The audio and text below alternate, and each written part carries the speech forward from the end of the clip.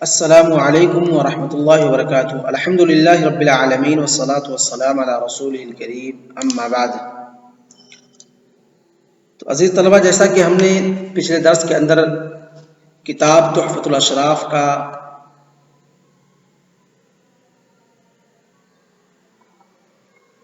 کس طریقے سے وہ کتاب تصنیف کی گئی ہے، اس کا طریقہ تصنیف، کس طریقے سے ہم اس کتاب سے استفادہ کر سکتے ہیں، ان تمام چیزوں کا ہم نے دراسہ کیا،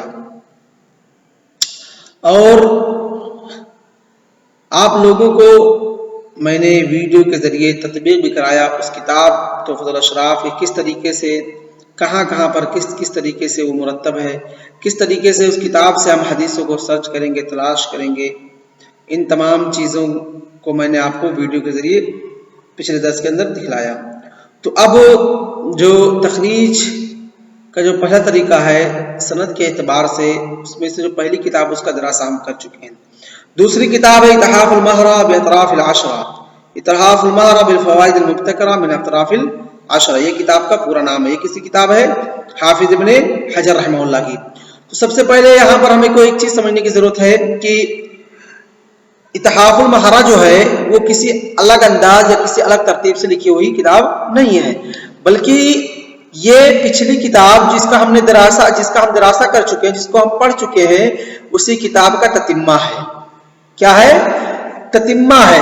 اس کتاب کے اندر امام مزی رحمہ اللہ نے تقریباً 10 کتابوں،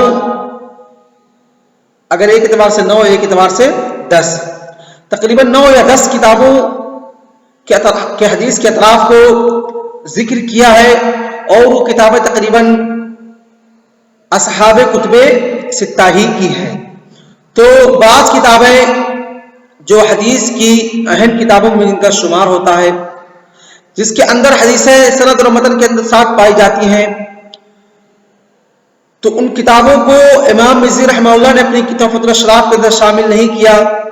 تو حافظ ابن حجر رحمہ اللہ نے اس خلل کو پورا کرنے کے لیے ایک کتاب کی تصنیف کی، اور اپنی کتاب کے اندر ان کتابوں کو چھوڑ کر کے ان کے علاوہ جو احادیث کی 10 یا 11 اہم کتابیں ہیں اور ہیں، ان کے احادیث کو اطراف پر جس طریقے سے، جس مسانید کے اعتبار سے امام مزی رحمہ اللہ اپنی کتاب تحفۃ الاشراف کے اندر چلے ہیں، اسی طریقے سے، اسی طریقے کو اپناتے ہوئے امام حافظ ابن حجر رحمہ اللہ نے بھی اپنی کتاب، اسی طریقے کو حافظ ابن حجر رحمہ اللہ نے بھی اپنایا ہے اور اسی طریقے پہ چلے ہیں۔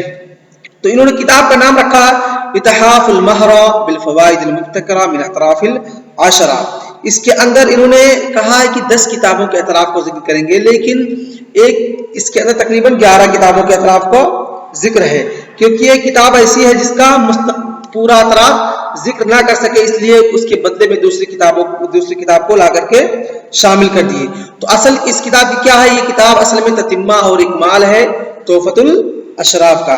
جیسا کہ حافظ ابن حجر رحمہ اللہ اپنی کتاب اتحاف المہرہ کے مقدمے کے اندر خود ہی کہتے ہیں، ثم انی نظرت فيما عندي من المرويات فوجدت منها عدة تصانيف قد التزم مصنفوها الصحة، فمنهم من تقيد بالشيخين كالحاكم ومنهم من لم يتقيد كابن حبان۔ کہتے ہیں کہ پھر میرے پاس جو مرویات تھیں ان کے اندر میں نے غور و خوض کیا، اس کے اندر دیکھا تو میں نے بہت سی کتابوں کو پایا جن کے مصنف نے یہ شرط لگائی ہے کہ ہم اس کتاب کے اندر صحیح حدیثوں کو ذکر کریں گے، اور بعض نے یہ شرط نہیں لگائی ہے کہ ہم اس کے اندر، بعض نے شرط لگائی ہے کہ ہم شیخین سے جو حدیثیں چھوٹ گئی ہیں، جو ان کے شرط پر ہیں، ان صحیح حدیثوں کو ذکر کریں گے، اور بعض نے اس شرط کو نہیں لگایا، یہ شرط نہیں لگائی ہے کہ شیخین کی شرط پہ جو حدیثیں وہ چھوٹ گئی اس کو ذکر کریں گے، بلکہ یہ کہا ہے کہ جو صحیح حدیثیں ہیں اس کو ذکر کریں گے۔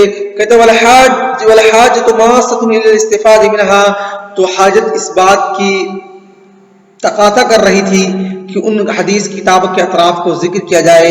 کہتے فجمعت اطرافها على طریقۃ الحافظ ابی الحجاج المزی وترتیبہ۔ تو کہتے ہیں کہ یہاں پر کیا کہا؟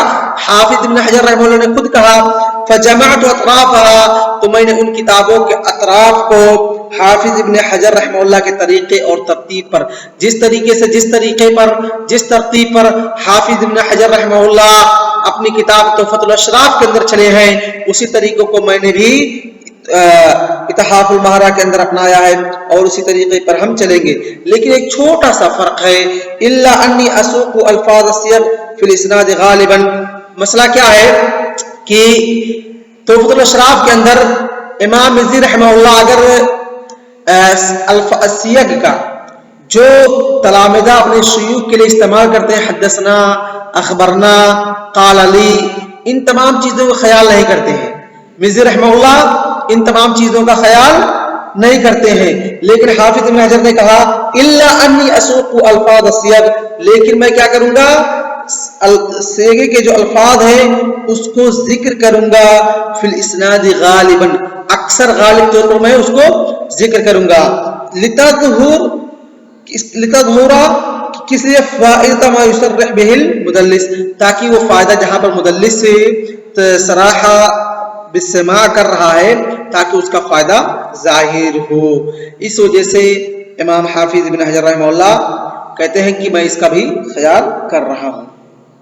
اور اس کے بعد ترتیب کتاب کی تو وہی ہے جس طریقے سے تحفۃ الاشراف ہے کہ صحابہ کرام کو مسانید پر ذکر کریں گے، جس طریقے سے مسانید مرتب ہوتی ہیں صحابہ کرام کے نام پر، ایسے ہی ان اطراف کتابوں کو بھی انہی مسانید کے طریقے پر مرتب کریں گے. سب سے پہلے ان راوی کو ذکر کریں گے جن کا نام الف سے شروع ہوتا ہے، پھر با سے، پھر تا سے، پھر یہاں تک کہ یا سے، پھر وہی ابن والا، اس کے بعد محمل مبہم راوی، جو مبہم راوی ہیں ابن فلاں ابن فلاں، ان کے، اس کے بعد جو محمل ہے ان کے، پھر عورتوں کو، اور لاسٹ میں مراسیل کو. اسی ترتیب پر حافظ ابن حجر رحمہ اللہ بھی چلے ہیں اس کتاب کے اندر. اور انہوں نے تقریباً اس کتاب کے اندر یہاں پر اپنی جب کتاب کا نام رکھا تو عشرہ کہا، لیکن تقریباً 11 کتابوں کے اطراف کو ذکر کیا ہے.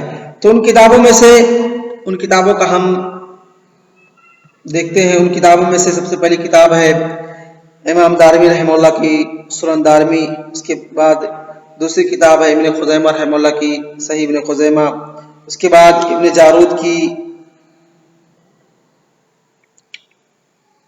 اس کے بعد مستخرج علی صحیح مسلم ابو عوانہ کی، اس کے بعد صحیح ابن حبان، اس کے بعد امام حاکم کی مستدرک، اس کے بعد ائمہ اربعہ کے مسانید یا معطا جو بھی ہیں، جن کے امام مالک کا معطا، امام شافعی رحمہ اللہ کا مسند، امام احمد رحمہ اللہ کا مسند، اور اس طریقے سے امام ابو حنیفہ رحمہ اللہ کی کوئی مستقل کتاب حدیث کی نہیں ہے. تو اس لیے امام طحاوی رحمہ اللہ کی کتاب شرح معانی الاثار جو کہ حنفی ہیں، اس وجہ سے اس خلل کو پورا کرنے کے لیے امام، یعنی کہ حنفیہ کی بھی کوئی مسند حدیث کی کتاب ہونی چاہیے، اس کتاب کو خلل پورا کرنے کے لیے شرح معانی الاثار امام طحاوی رحمہ اللہ کی کتاب کا ذکر کیے ہیں. اس کے بعد امام دارقطنی کی سنن دارقطنی. تو یہ کل ملا کر کے 11 کتابیں ہیں جن کے حدیث کے اطراف کو امام حافظ ابن حجر رحمہ اللہ نے اپنی کتاب اتحاف المحرہ بالفوائد المبتکرہ من اطراف العشرہ کے اندر ذکر کیا ہے. اور ہم آج کا درس اسی پر اکتفا کرتے ہیں، اور آگے کا درس انشاءاللہ مزید تفصیل کے ساتھ اگلے حصے میں ملاقات ہوگی. وصلی اللہ علی نبینا محمد وعلی آلہ وصحبہ اجمعین. السلام علیکم ورحمۃ اللہ وبرکاتہ.